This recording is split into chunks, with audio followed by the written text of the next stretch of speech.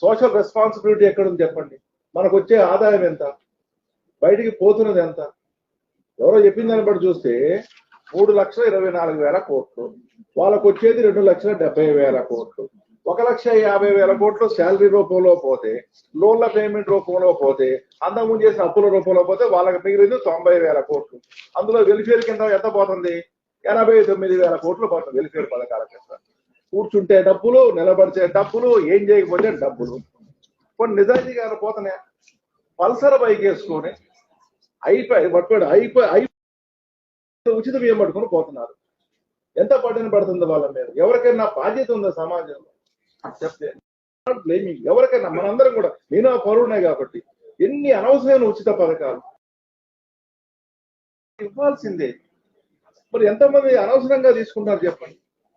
ఆ రైతు బంధు పథకం ఉంది, కోటీశ్వరులు కూడా రైతు బంధు ఇవ్వట్లేదా? ఎంత బడ్డెన పడుతుంది రాష్ట్రం మీద? ఈ భవిష్యత్తు పిల్లలకి ఏం మిగులుతుంది రేపొద్దున? ఏ ప్రభుత్వం వచ్చినా ఏం చేయగలుగుద్ది? ఒకప్పుడు ఏంది, ఈ దేశానికి మనం ఏమి ఇచ్చాం అనుకునే వాళ్ళం, ఇప్పుడు ఈ దేశం మనకేమిచ్చింది. ఒకప్పుడు ఏముంది, మన ఊరికి ఏమి ఇచ్చారు, లేకపోతే మన గ్రామానికి ఏమి ఇచ్చారు, లేకపోతే మన వీధికి ఏమి అడిగారు. ఇప్పుడు ఏంటి, ఇంటికి వచ్చింది, మన ఇంటికి ఏమి ఇచ్చారు, నాకేమి ఇచ్చారు. ప్రజల టెండెన్సీ చూడండి, ప్రజలు నాకేమి ఇచ్చారు, ఈ దేశం నాకేమి ఇచ్చింది. ఒకప్పుడు ఏముంది, గాంధీ గారిను, నెహ్రూ గారు చూసి మిగతా వాళ్ళని చూసినప్పుడు, ప్రకాశం పంతులు గారిను, లేకపోతే అందరూ ఏమనుకున్నారు, ఈ దేశానికి నేను ఏదైనా ఇవ్వాలి, ఈ దేశంలో నేను పుట్టినందుకని అనుకున్నాను. ఇప్పుడేంటి, ఈ దేశం నాకేం ఇచ్చింది? ఇన్ని ఉచిత పథకాల? ఏమన్నా ఒక్క తెల్ల కార్డు తీసేయగలరా? ఒక్క తెల్ల కార్డు తీసేస్తే ఇంకో రకమైన రాజకీయపరమైన గొడవలు, పలానాది చెయ్యొద్దు ఇంకో రకమైన విమర్శలు. ఆఫీసర్లు ఏం చేస్తారు?